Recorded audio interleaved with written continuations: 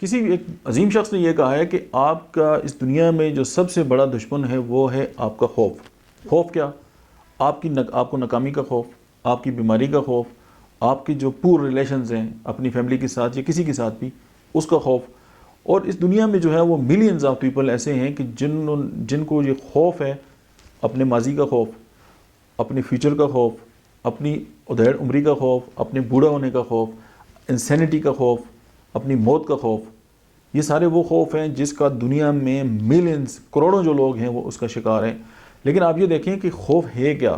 خوف ایک آپ کی سوچ ہے، اور اس کا یہ مطلب ہے کہ آپ اپنی ایک سوچ سے ڈرتے ہیں، آپ اپنی سوچ سے ڈرتے ہیں، اور یہ وہی سوچ ہے جس نے اپنے آپ کو باندھ کے رکھا ہوا ہے، اور آپ جو ہے وہ زندگی میں کامیابی نہیں حاصل کر سکتے۔